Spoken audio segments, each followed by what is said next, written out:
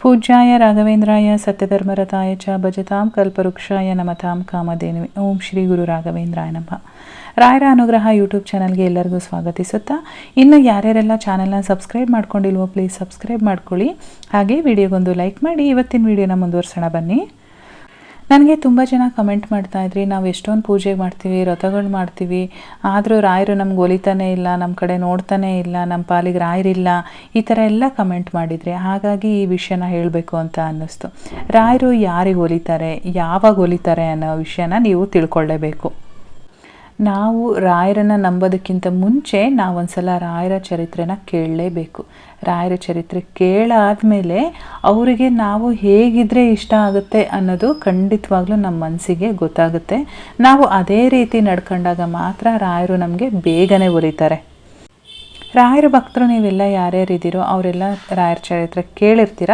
ಇಲ್ಲ ಅಂತ ಅಂದರೆ ನನಗೆ ಕಾಮೆಂಟಲ್ಲಿ ಬೇಕಾದರೆ ಹೇಳಿ, ನಾನು ರಾಯರ ಚರಿತ್ರೆನ ನಿಮಗೆ ಪಾರ್ಟ್ ವೈಸು ಬೇಕಾದರೆ ಆ ವಿಡಿಯೋಗಳನ್ನ ಮಾಡಿ ಹೇಳ್ತೀನಿ.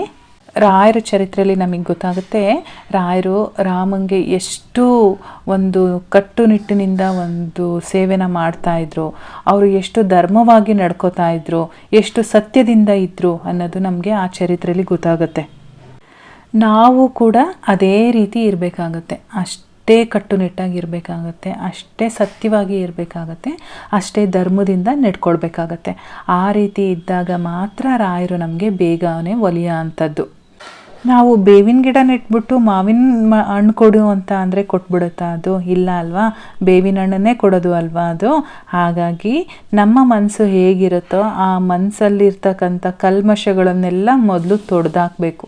ಕಲ್ಮಶಗಳನ್ನ ಇಟ್ಕೊಂಡು ನಮಗೆ ಒಳ್ಳೆಯದಾಗಲಿ ಅಂತ ಅಂದರೆ ಎಲ್ಲಿಂದ ಆಗುತ್ತೆ? ಅದೇ ರೀತಿ ನಮ್ಮಲ್ಲಿ ಒಳ್ಳೆತನನ ತುಂಬಿಕೊಳ್ಬೇಕು, ನಮ್ಮಲ್ಲಿರ್ತಕ್ಕಂಥ ಕೆಟ್ಟ ಕರ್ಮಗಳೆಲ್ಲ ಕಳಿಬೇಕು, ನಾವು ಧರ್ಮವಾಗಿರಬೇಕು, ಸತ್ಯನೇ ನುಡಿಬೇಕು, ಯಾವುದೇ ಕಾರಣಕ್ಕೂ ಇನ್ನೊಬ್ಬರಿಗೆ ಕೆಟ್ಟದ್ದನ್ನು ಬಯಸಬಾರ್ದು, ಇನ್ನೊಬ್ಬರಿಗೆ ಅವಾಚ್ಯ ಶಬ್ದಗಳಿಂದ ನಾವು ಬೈಯಕ್ಕೆ ಹೋಗಬಾರ್ದು. ನಾವಾಯಿತು ನಮ್ಮ ಕೆಲಸ ಆಯಿತು ಅಂತೇಳಿ ರಾಯರಿದ್ದಾರೆ ನನ್ನ ಜೊತೆ ಅನ್ನೋ ಒಂದು ನಂಬಿಕೆಯಲ್ಲಿ ನಾವು ಮುಂದೆ ಸಾಗ್ತಾ ಇರಬೇಕು. ಅಂಥ ಟೈಮಲ್ಲಿ ಮಾತ್ರ ರಾಯರು ನಮಗೆ ಬೇಗನೆ ಒಲಿತಾರೆ. ಉದಾಹರಣೆಗೆ ಯಾರೋ ಒಬ್ಬರು ಅವ್ರ ಮನೇಲಿ ಹಾಲು ಬೇಜನಂದರೆ ತುಂಬ ಇತ್ತಂತೆ, ಹಾಲಿನ ಅಭಿಷೇಕನೇ ಮಾಡೋರಂತೆ ಡೈಲಿ ದೇವರಿಗೆ ಕೊಡದಲ್ಲೇ ದೇವ್ರ ಅಭಿಷೇಕಕ್ಕೆ ಯೂಸ್ ಮಾಡ್ಕೊಂಡು ಅಷ್ಟು ಕೊಡದಲ್ಲೇ ಅಭಿಷೇಕ ಮಾಡೋರಂತೆ, ಅಷ್ಟು ಹಾಲಿತ್ತಂತೆ. ಆಚೆ ಕಡೆ ಯಾರೋ ಒಬ್ಬ ತಾಯಿ ಬಂದ್ಬಿಟ್ಟು ನನ್ನ ಮಗುಗೊಂದು ಲೋಟ ಹಾಲು ಕೊಡಿ ಅಂತ ಹೇಳಿದ್ರೆ ನಮಗೆ ಅಭಿಷೇಕಕ್ಕೆ ಹಾಲು ಬೇಕು, ಹಾಲಿಲ್ಲ ಹೋಗಿ ಅಂತ ಕಳಿಸ್ಬಿಟ್ರಂತೆ. ಆವಾಗ ರಾಯರ ಅಂತಾಗಲಿ ದೇವರಾಗಲಿ ಯಾರೇ ಆಗಲಿ ಹೆಂಗೆ ಅನುಗ್ರಹ ಮಾಡ್ತಾರೆ ಹೇಳಿ? ಆಚೆ ಕಡೆ ಹಸ್ಕೊಂಡು ಬಂದಿರತಕ್ಕಂಥ ಒಂದು ಮಗುಗೆ ನೀನು ಹಾಲು ಕೊಡ್ತಾ ಇಲ್ಲ, ನನಗೆ ನೀನು ಇಷ್ಟೊಂದು ಹಾಲು ಹೋಯ್ತಿದೆಯಾ ಅಂತ ಅಂದಾಗ ಅವನ ಮನಸ್ಸಿನ ಸ್ಥಿತಿ ಹೆಂಗಿರಬೇಕು ಅಂತ ಯೋಚನೆ ಮಾಡಿ. ಅದೇ ರೀತಿಯಾಗಿ ನಾವು ಕೂಡ ನಮ್ಮ ಕೈಲಾದಷ್ಟು ಎಷ್ಟಾಗುತ್ತೋ ಅಷ್ಟು ನಾವು ದಾನನ ಮಾಡಬೇಕಂತೆ.